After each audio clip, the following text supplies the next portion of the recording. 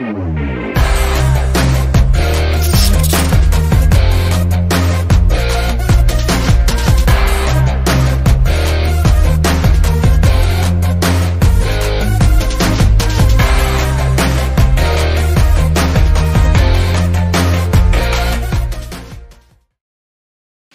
smart investor to my channel Nizar Imam. Jadi di episode kali ini kita akan kembali lagi membahas saham HM Sampurna atau HMSP ya. Kenapa? Karena 2 hari ini HMSP ini sudah ARB 2 kali berturut-turut ya. Dan ini nggak lain nggak bukan karena cukai rokok sudah sah diketok naik sekitar 12,5%. Jadi tujuan saya atau harapan saya buat video ini agar teman-teman semua yang ya bingung lah strateginya gimana di HMSP ini, mungkin yang sudah masuk terus nyangkut gimana, atau mungkin yang sudah tertarik tapi belum masuk juga seperti apa, dan baik investor ataupun teknikalis atau trader itu juga seperti apa strateginya. Nah itu kita akan bahas detail di dalam video ini dari awal sampai akhir, sehingga harapan saya juga kemarin yang di video sebelumnya yang sudah komen ya, harusnya setelah melihat video ini jadi harusnya sudah jelas. Seperti itu teman-teman ya. Jadi gak usah panjang lebar lagi, langsung aja kita bahas analisanya. Yang pertama teman-teman ya, yang ingin saya sampaikan itu adalah tentang berita ini sendiri. Jadi gini teman-teman ya, kemarin itu sentimen negatif itu muncul setelah berita tarif cukai rokok naik 12,5% ini di-post, di-upload ya. Ini kira-kira. Nah, tapi ternyata teman-teman, di sini sekali lagi membuktikan bahwa market itu selalu tidak rasional dan kita sebagai investor harus memanfaatkan momentum itu. Kenapa? Saya akan tunjukkan sama teman-teman semua di mana letak ketidakrasionalan ini semua. Jadi gini. Ini adalah berita yang jadi sentimen positif pada saat HMSP naik dari sekitar 1.400-an sampai kemarin menyentuh 1.900-an dan ARB. Jadi beritanya ini adalah tarif cukai SKT dikabarkan tidak jadi naik. Jadi isunya ini ada isu cukai tidak naik. Tapi kalau kita cerna dengan detail, yang memang diawalkan tidak jadi naik itu hanyalah SKT saja teman-teman ya. Dan untuk jenis rokok yang lainnya seperti SPM dan SKM itu tetap naik. Nggak ada ceritanya rencana tidak dinaikkan untuk SKM dan SPM. Seperti itu. Nah tapi ketika kita lihat berita yang jadi sentimen negatif ini, kita bisa lihat di sini teman-teman ya. Faktanya memang yang naik itu cuma untuk SKM dan SPM. Jadi SKT di sini memang beneran nggak naik teman-teman ya. Jadi yang bikin nggak rasional itu apa? Yang bikin nggak rasional itu adalah berita yang sama atau fakta yang sama tapi disajikan oleh media dengan sudut pandang berbeda. Itu bisa jadi 2 sentimen yang berbeda. Jadi sebenarnya memang dari awal SKT ini mau nggak naik, dan ketika beneran nggak naik itu ya jadinya malah sentimen negatif, kan nggak rasional kan. Dan ini justru peran dari media itu adalah di sini. Perannya di mana? Perannya adalah memutarkan sudut pandangnya. Jadi sudut pandang di sini kalau kita lihat yang di highlight oleh berita ini itu adalah SKT dikabarkan tidak jadi naik. Tapi ketika harganya turun, berita ini itu highlightnya jadi berbeda, highlightnya jadi naik 12,5%. Yang ini merupakan adalah rata-rata. Ketika kenaikan cukai SKM dan SPM dan SKT ini dijumlahkan, ini adalah ini kenaikannya. Poin highlight di berita pertama tentang SKT nggak jadi dinaikkan, ini nggak di highlight lagi di sini. Gitu ya, jadi sudut pandangnya diputar. Sehingga ini bisa memicu sentimen dari market. Dan oleh karena itu, Warren Buffett sendiri itu sering menyarankan kita agar tidak terlalu terpengaruh dengan market noise. Jadi market itu menurut Warren Buffett itu selalu banyak noise-nya, selalu berisik. Banyak banget berita berseliweran, banyak banget yang mengutarakan pendapatnya. Jadi teman-teman, meskipun butuh second opinion, butuh pendapat lain, tapi pengambilan keputusannya tetap harus rasional, tetap harus berdasarkan analisa teman-teman sendiri. Dan ini sekali lagi menunjukkan ketidakrasionalan itu. Gitu ya, itu yang pertama. Yang kedua, kalaupun memang cukai rokok jadi naik rata-rata seperti ini 12,5% ya, itu apa dampaknya terhadap fundamental HM Sampurna itu sendiri. Jadi kita bisa lihat di sini di laporan keuangannya, sigaret kretek tangan ini kontribusinya terhadap pendapatan total dari HMSP itu sekitar 25%. Nih ya. Gini. Nah, apa yang akan terjadi kalau SKT nggak naik tapi SKM dan SPM naik? Apa yang terjadi? Yang terjadi adalah ini nanti mungkin bisa turun atau mungkin stagnan, ini juga, tapi ini bisa naik. Ya, artinya apa? Artinya meskipun SKM dan SPM naik, SKT nggak naik aja itu sebenarnya cukup baik ya untuk performa HMSP kedepannya dalam mencari keuntungan, mencari pendapatan. Seperti itu. Itu adalah dampaknya dari kenaikan cukai SKM, SPM tapi tidak di SKT. Seperti itu. Nah, sekarang kira-kira strateginya seperti apa? Baik seorang investor ataupun trader seperti apa? Yang pertama, saya akan bahas dari segi investornya terlebih dahulu. Yang pertama ini teman-teman ya. Jadi di video saya sebelumnya itu saya juga sudah kasih tahu bahwa kalau berdasarkan hitungan saya, berdasarkan data kuartal ketiga, fair value-nya itu hanya 1.735 gitu ya. Dan kalau harga sekarang ARB sudah 1.550, kita harus tahu margin of safety-nya masih sekitar 11%. Nah, kalau teman-teman belum puas dengan margin of safety atau diskon 11%, ya teman-teman tunggu dulu.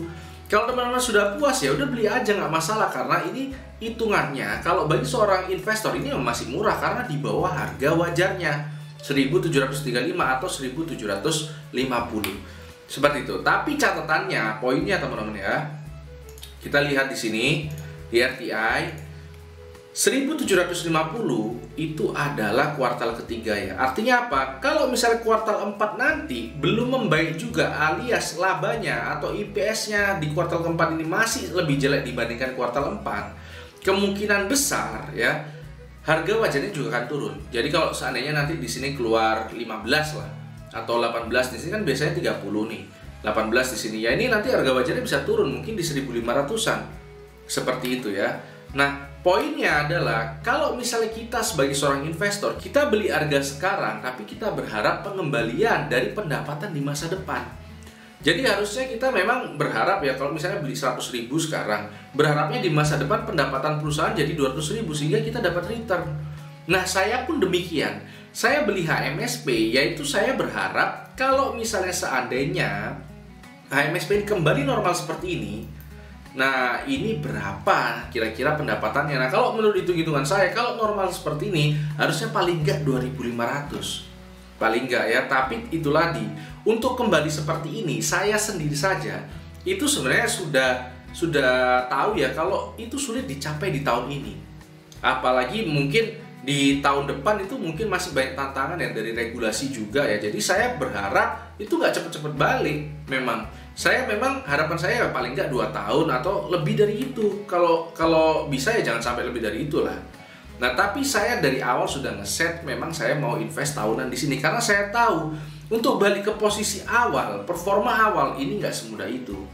Gitu ya teman-teman. Jadi untuk fundamental seperti itu. Kalau target long termnya banget itu ya 2.500-an. Kalau ini udah balik ke posisi awal ya di situ. Tapi itu butuh waktu. Nah, itu teman-teman ya, itu untuk strategi seorang investornya. Nah, ini saya juga akan tunjukkan sama teman-teman semua kenapa kok saya cukup yakin dengan hal itu. Sebagai informasi, video kali ini saya disponsori oleh Ajaib ya. Jadi saya akan pakai tools Ajaib untuk menganalisa. Yang pertama, kenapa kok saya bisa cukup yakin ya dengan analisa long term saya? Karena kita bisa lihat di sini, bahkan di posisi kuartal ketiga yang cukup turun, ROE-nya dan kira-kira dividen yield dan payout rasionya ini masih cukup baik ya, ini peringkatnya jika dibandingkan dengan saham konsumen lainnya gitu. ROE-nya masih cukup baik, masih peringkat 4 nih dibandingkan 61 konsumen lainnya. Jadi saya yakin HMSP nanti bakal bisa kembali ke posisi normal. Sekaligus juga kita kan juga tahu ya HMSP nggak perusahaan abal-abal ya, pasti dia juga punya strategi lah untuk mengatasi gimana kira-kira penjualan yang turun akibat corona ini. Salah satunya ya pasti dia akan menciptakan varian-varian baru yang memang lebih affordable, lebih terjangkau. Ya contohnya ya dia bisa mengakomodir atau memperbanyak produk yang isinya 12 batang aja. Kan itu lebih murah. Atau dia menurunkan ya standar produknya dengan merek lain, dibungkus merek lain. Seperti itu bisa saja. Gitu teman-teman ya. Jadi untuk long termnya kira-kira seperti itu untuk investasinya. Nah, kalau untuk short termnya seperti apa? Untuk tradingnya mungkin seperti apa? Nah, saya akan pakai Ajaib lagi untuk lihat grafiknya. Nah, di sini sudah bisa pakai grafik ya di Ajaib ini. Kita bisa lihat di sini harganya sekarang 1550. Nah, ini kalau teman-teman lihat garis merahnya ini sebenarnya sudah pas di posisi support. Nah, apa artinya? Artinya gini teman-teman ya. Kalau posisi support itu ya ya beli itu di sekitar segitu. Kalau di posisi resisten ya jangan beli ya, tapi malah jualan. Yang saya bilang di video sebelumnya itu saya jelas-jelas di situ men-statement. Kalau untuk short term 1900 di sini sampai 2000 itu kemungkinan besar adalah resisten. Bahasa saya mungkin di situ saya perhalus ya, tapi intinya di situ ya kalau bisa jangan beli di situ kalau untuk short term, karena di situ resisten. Belinya di mana? Beli di support. Nah, ini juga bisa jadi support. Tapi teman-teman, kalau posisi saat ini teman-teman beli di support sekarang, itu kemungkinan besar ya teman-teman nangkep pisau jatuh. Bisa saja dapat, bisa saja enggak. Kalau enggak dapat ya mungkin turunnya bisa lebih dalam. Gitu. Jadi kalau saran saya ya, teman-teman tunggu di support berikutnya 1400 atau support berikutnya lagi kurang lebih di sini di sekitar 1250-an itu ada yang namanya gap juga. Kemungkinan besar kalau 1400 ini jebol itu akan ke situ juga. Nah, saran saya tunggu kalau mulai agak stabil baru teman-teman beli. Di situ beli lagi. Nah, kalau yang sudah masuk gimana? Ya kalau namanya seorang trader pendekatannya itu kalau sudah lewat batas cut loss-nya ya harus di cut loss. Kenapa? Karena bisa turun lebih dalam. Dan kalau di cut loss sekarang, uangnya ini masih bisa dipakai untuk beli lagi waktu di bawah. Gitu. Beda kalau seorang fundamentalis seperti di strategi yang pertama tadi untuk seorang investor. Ya udah selama di bawah harga wajarnya ya beli aja nggak masalah. Apalagi kalau untuk long term kayak saya gini untuk 2500 ke depan ya nggak masalah saya beli lagi. Saya malah tambah seneng kalau misalnya harus turunnya. Untuk informasi aja, mungkin yang lihat video saya sebelumnya juga sudah tahu ya, saya tuh udah beli bertahap, udah banyak banget. 1900, 1700, 1400 ya, kalau tambah bawah lagi tambah saya beli. Gitu teman-teman ya. Jadi untuk strateginya sekarang ini teman-teman wait and see, tunggu sampai lebih tenang baru mungkin teman-teman bisa akumulasi. Tapi kalau teman-teman mau nangkap pisau jatuh ya ini sudah disupport. Nanti ada support lagi, teman-teman coba tangkap pisau jatuh lagi, terserah teman-teman. Saya kembalikan pilihannya sama teman-teman semua. Yang pasti saya informasinya semua strategi untuk semua jenis investor ataupun trader sudah saya sampaikan gitu ya. Jadi kalau teman-teman suka video ini ya, jangan lupa komen, like, dan subscribe. Dan jangan lupa follow IG saya. Gitu aja sih episode kali ini. Karena hidup harus seimbang, tetap cerdas dan tetap santai.